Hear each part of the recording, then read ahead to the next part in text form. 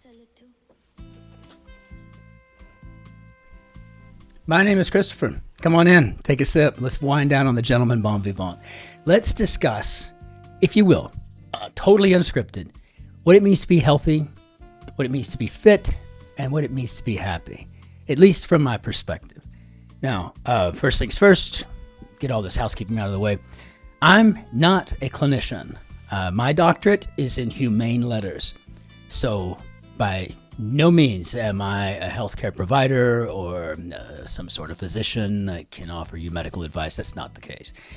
All I can say as we go down this journey is that this is my journey, and this is where I went. And therefore, you can kind of take what you will from it. You can take it as a grain of salt, or you can take it and try to apply some of these principles to your own life. But I kind of want to talk about, and again, very unscripted, but I want to get to what does it mean to actually achieve healthiness, to be healthy. What is good health? What is fitness? And what is happiness, right? So if you will, I'd like to show you this photograph. This is my darling bride and I, right after we got married. I was 18. She was barely 19. We could at least vote, and that's about it. Just two kids trying to figure it out. And maybe, I don't know. We were certainly hipsters, right, for the time. And this is us now, okay? You could still maybe make the case that I've held on to some of that. But we have somehow or another remained together after 33 years. We have somehow or another managed to stick through all kinds of awful things. And that's kind of where I want to start here today. I want to talk about what happened before September 11th, 2001, and then the course of events that happened after. So before 9/11, I was, I was as I am now still. I was an artist. I am an artist, a poet, a writer, a musician, just a creative guy. This is what I did for a living. I worked in advertising as an art director, and then I was the creative director for an agency. And then I got slowly moved up and into more public and government relations roles because I had one thing that most artists don't have, and that's the kind of personality that can deal with clients. Most advertising creative types back in my day felt that the client was the enemy by and large. That was a stereotype, but that was an awful lot of it.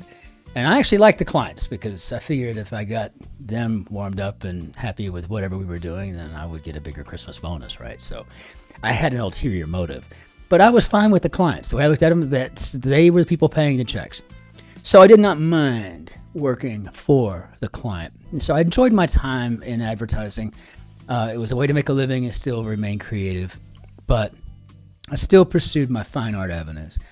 And after 9/11, I really felt like that was my Generation X. It was my generation's Pearl Harbor, if you will. And so I immediately went down and joined the Army. I mean, essentially, that's just what I did. And I became a combat officer. I went through basic training, and then I went to officer candidate school, and then I trained to be an armor officer, RISTA, reconnaissance, surveillance, target acquisition, scouts, tanks, basically horses that require JP8 fuel, not oats in a little bag over their ears, right? And I deployed not once, but 5 times total. And every time I got back from my deployments, they'd be a year long, and I would get home and I'd be more and more removed from the people that meant the most to me. I just didn't feel like I belonged there, and I wanted to get back to Iraq. And that was where I wanted to be. And it was a very strange thing. It was almost some sort of a form of Stockholm syndrome.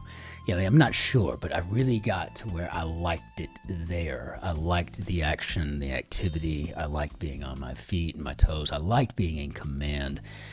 I liked having control. And I liked taking care of my soldiers, right? And that was a big deal for me. But after each deployment, I got back and I slowly kind of fell out of health, slowly fell out of fitness, and completely fell out of happiness. In 2007, that January, I was invited to go down to the Alamo Dome in San Antonio, and I got to meet coaches Boone and Yost. If you might remember the movie with Denzel Washington and Will Patton playing Remember the Titans was the title, and they were playing coaches Boone and Yost. Well, this is them right here. And I got a chance to meet them. I was the first lieutenant at the time. I just gotten back from Iraq, and it was really great to meet them. They were so cool, nice, sat down, had a beer. It was really interesting. But you'll notice that I'm slowly starting to kind of fall out of shape. Slowly starting to fall out of shape. If you fast forward about a year and a half from that point forward, I'm at the captain's career course. I just made captain in the Army, and I was at Fort Benning for the captain's career course, and it's a school you have to go to be a better captain, I suppose, to learn how to be a captain. And you'll see that while my wife is beautiful, as she always is, always remains, right? I was really starting to balloon out. It was as if I was on a permanent diet of Bloody Marys and salt cubes. I couldn't seem to get, let me turn my phone off. I couldn't seem to find it in me to eat well, to do well, to not drink voluminous amounts, right? It was just an amazing process of watching myself grow. Here, you'll see a picture of me in Kazakhstan. I was on a mission there to train the Kazbat Air Mobile Battalion, and it was an incredible experience for me to be there. And but you'll notice that I was also 220 pounds. I weigh 136 right now, and I'm my normal weight. So it just kept growing and growing. Yet another deployment, and don't get me wrong, I could still do push-ups and sit-ups. I could still run 2 miles in 14 minutes. It wasn't a problem, but it was killing me. It was killing my legs. It was killing my back. Everything physically was a reflection of what was going on internally, mentally, emotionally for me. Here's a picture of me at Christmas time, and I'm assuming this is about 2009. Between deployments, I'm essentially at about 240 pounds here. Of course, just getting back from the liquor store with a handle of Jim Beam in my hand, right? Like this was going to make everything be better. And of course, with that probably went 2 or 3 pizzas and maybe burritos and hamburgers and you name it. And, some of the saddest memories I have is like this one here where I'm actually giving a speech to the Memorial Day crowd in 2010. And just getting ready to go to Nigeria, where I was on an ACOTA mid-team where I was training the 2nd and 3rd Nigerian Army battalions how to run a tactical operations center in a combat zone. At the time, the big focus was Darfur and other issues going on in the region. But here I was in Fort Worth, Texas, giving a speech to a crowd at a Memorial Day ceremony. My grandparents were there. My grandfather, who fought World War II, was there. He was still alive at the time. And as you can see, it just doesn't look like me at all. My hat barely fit on my head. It's just kind of sitting up there. It was just a very bad time, but it was a reflection, if you will, of what was going on the inside. PTSD is a real thing. Depression is a real thing. Some things you can't unsee. Some things you just can't undo. And that's really kind of where I was mentally, right? And I wasn't doing anything to take care of me. Finally, after my 5th deployment and some time at Fort Bliss in El Paso, Texas, I made my way home. And my weight had been kind of yo-yoing for a while there. And I was really getting kind of depressed about that too. And finally, one day, my wife, who's a nurse, And she's also a political scientist. So she's one of the smartest people I know. But she's a nurse. And she said, if your weight's really bothering you, you could just jump into ketosis. I'm like, what? I know what the word means, but I've never even, what? I don't know how it applies to me is what was going on in my mind.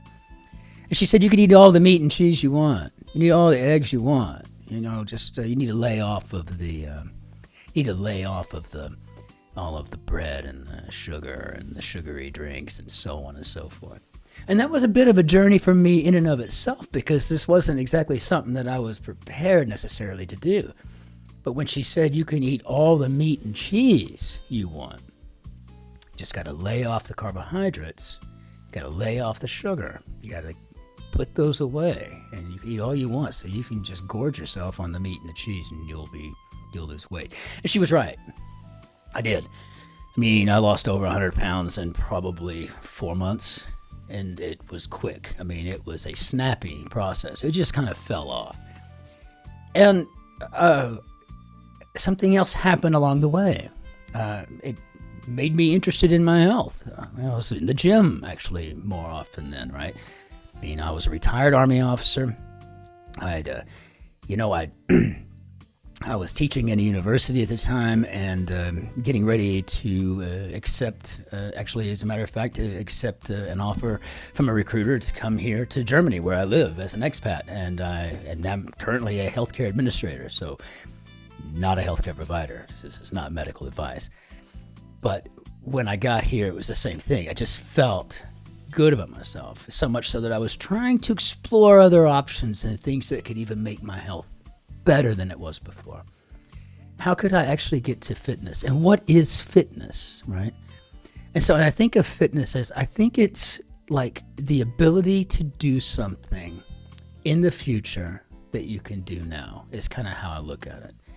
I don't want to have to be that person getting onto an airplane and having a flight attendant help me put my bags up in the storage bin. I want to be able to do that. I want to be able to walk upstairs. I want to be able to run 5 miles and it not kill me. I want to be able to do a lot of things as I get older. And now that I'm 52, for example, I really feel like, this is good timing for me. But because I was interested then all of a sudden in improving my health, improving my fitness beyond just the diet, I started learning more and more about that. I learned the benefits of apple cider vinegar. Having a shot of that in the morning, and then once before bed, and then having a shot before I have something to eat at night. It was a big thing. It made a huge difference. And then I found out about intermittent fasting, and if I narrowed my window down, it would create this syndrome, if you will, called autophagy, where your body begins to consume dead cells. Dead or dying cells, right? So I narrowed my feeding window to 1 hour a day, and now I eat once a day. Usually between 2 and 4, somewhere in there. And it doesn't take a whole hour, right? Usually I'm done in about 15 minutes, and that's my meal for the day. My weight centers in between 130 and 136, depending. That's about where my average is. And I noticed that even on cruise lines or whatnot, we go on vacation, it's kind of like, well, I'm not going to do one meal a day on the vacation when they got a 24-hour buffet going in here. But I'm still just eating the omelets. I'm still just eating the hamburger patties with the cheese and the mayo. I'm not eating any of the bread or the pizza or the chips or what have you. And the thing is, it's almost this mindset that I've created, right? Like there's certain vegetables I can eat. So living here in the old town in Bavaria, in a town called Weiden, and we live in the Altstadt here, which is it's the old part of town, it's the antique, if you will, part of town. But every Saturday morning we have a farmer's market, and I'll go out there, and just look at this footage. This is a wonderful thing we've got here. We've got this farmer's market. It's a pretty incredible thing to have. Where we can pick these vegetables, we can pick from this and pick from that and bring it home. We can cook, we can do what we want to with it. We can make it ours, right? We can keep it healthy. The thing is, what's happened over time for me This is why I invite you to explore the options. Okay, so, if you went to say one meal a day or 2 meals a day, perhaps you narrowed your eating window to say 4 hours and you cut out the carbohydrates and you left yourself with those vegetables that are high in fiber, say, for example, like cauliflower or broccoli, celery, so on and so forth, and created dishes with those. In fact, there are so many ketogenic recipes out there. I mean, I have literally made taco shells out of cheese, hard taco shells out of cheese that are delicious. I've made pizza dough, pizza crust, if you will, out of chicken breast. It's really kind of a cool process, and you can find all of these recipes here on YouTube or wherever, right? They're everywhere now. TikTok, Instagram, it's there. It's all there. But I don't find that I'm not really sacrificing anything at all. Only thing I had to do was I had to go through about a month of hunger to get to where I was accepting the 1 meal a day. But now it's so hard for me to eat more than once a day. My stomach's kind of shrunk, and I'm kind of good with that, right? So again, it's just a quick and easy discussion. This is all it is. These are always 10 to 20 minutes max of just talking about what we can do to be healthy, what we can do for better fitness, which I think relates to capability later. Yes, I can get up and I can go run 5 miles right now at about a 7-minute mile pace without getting out of breath. If I needed to run a 6-minute mile, I could. Do I want to? Not at all. I'm not in the Army anymore. But I could if I had to. If I had to jump into a situation to defend my wife or somebody else who's being abused or being hurt by somebody, then I have the ability to do that. So, the nice thing is that it's about a capability and it's about always being prepared. It's also about feeling good about myself. But the one thing I'll share with you that I think a lot of people could really benefit from is this.